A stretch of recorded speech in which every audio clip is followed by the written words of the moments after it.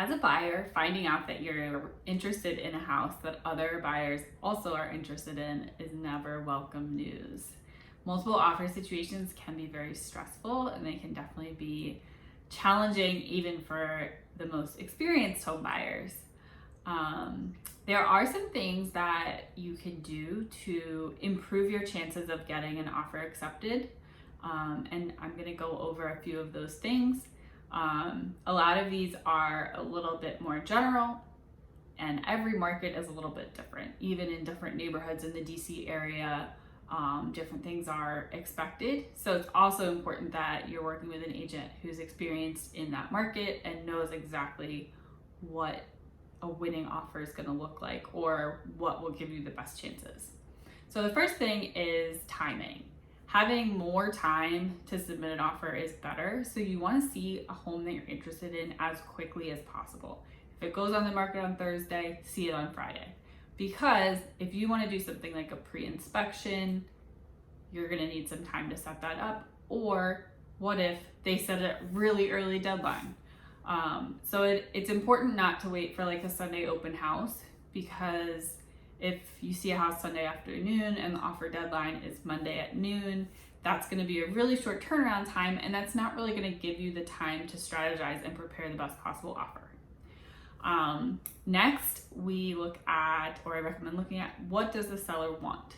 If the seller wants a 30-day closing, a 60-day rent back, that's what your offer is going to need to include. And if that just doesn't work for you, that's okay. It's probably not worth submitting an offer though. If a seller is saying upfront, here's what I want, here's what I need, it's best to give it to them. Sometimes there's some flexibility, but finding out what is most important to the seller, both in terms of the occupancy, the settlement, or do they really want to sell it as is? There's a variety of different things. Do they want to leave things behind that wouldn't normally convey? That's probably not that big of a deal. Generally, the more we can find out about what a seller wants, the better. So that is a conversation that we have with the listing agent right at the beginning. Next, we want to evaluate the risk with the contingencies that you're including. So I look at contingencies as risk mitigation factors. So you have a home inspection contingency to mitigate your risk that there's an issue with the house, that something's broken or not working. So we can probably put a dollar amount on that, or doing a pre-offer inspection is a good option. For things like the financing and appraisal contingency, again, it comes down to financial risk. With the appraisal contingency, what is the amount of flexibility that you have with increasing your down payment amount or adjusting your loan terms? And what is the risk to you of that? If you don't have the cash to make up the difference, then you're going to want to include an appraisal contingency. Same with the financing. If you're 100% sure you're getting a loan, it's pretty low risk to remove your financing contingency, but that's something that's specific to your personal situation. So I don't recommend doing something just because you've heard other people do it. I recommend really evaluating what is the risk for your specific situation in removing a contingency. Next is make sure that you have a team of providers that can compete for you.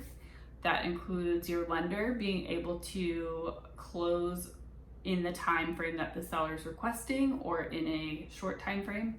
Also their ability to get the appraisal done quickly. Having home inspectors that are available for your pre-offer inspection. Having a real estate agent that's available to show you the house when you need to see it and get your offer turned around quickly. All of those things, having a team that can compete makes a big difference. Lastly is try to think of ways to differentiate your offer. We're hearing about more and more situations with 10, 20 or more offers. All these offers are going to look the same to the seller. So what can you do to make yours stand out?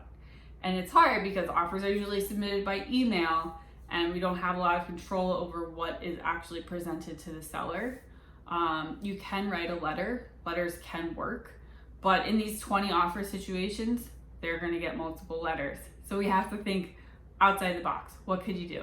Did you see that the seller loves houseplants? Can you go drop a small houseplant off on their front porch with a little note? I don't know. Not the worst idea. Worst case scenario, they don't like it, but it does help to set you apart. So it's kind of like a marketing and advertising thing. What can you do to differentiate yourself? So I hope these tips are helpful. Every offer situation is a little bit different, but really the best thing you can do is know that you put forward your best possible offer. And if it doesn't work out, my philosophy is it wasn't the house for you, and there's a better one out there.